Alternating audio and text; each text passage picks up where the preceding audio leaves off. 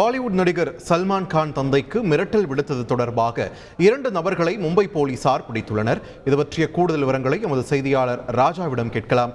ராஜா வணக்கம். தற்பொழுது கைது செய்யப்பட்டிருக்கக்கூடிய இந்த 2 நபர்கள் யார், அவர்களுடைய பின்னணி என்ன, விரிவா பதிவு பண்ணுங்க.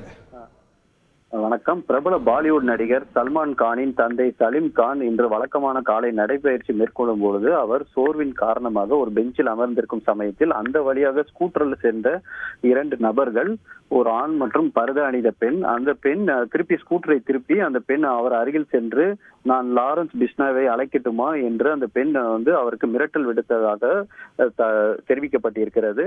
மேலும் அவர்கள் அங்கிருந்து சென்று விட்டார்கள். சலீம் கான் பிறகு போலீசாரிடம் புகார் கொடுத்த நிலையில் போலீசார் இந்த விவகாரம் தொடர்பாக வழக்கு பதிவு செய்து சிசிடிவி காட்சிகளை, அந்த பகுதியில் உள்ள சிசிடிவி காட்சிகளை ஆய்வு செய்து அந்த 2 நபர்களையும் கைது செய்திருக்கிறார்கள். கைது செய்து விசாரணையில் இவர்கள் விளையாட்டாக செய்ததாகவும் அந்த ஆண் நபர் தனது காதலியை இம்ப்ரெஸ் செய்வதற்காக இந்த விளையாட்டு செய்ததாக அவர்கள் தெரிவித்திருக்கிறார்கள். மேலும் இவர்கள் இருவரும் மீதும் என்ற குற்ற பின்னணி இல்லை என முதற்கட்ட விசாரணையில் தெரிய வந்திருக்கு. மேற்கொண்டு விசாரணை நடைபெற்று வருகிறது.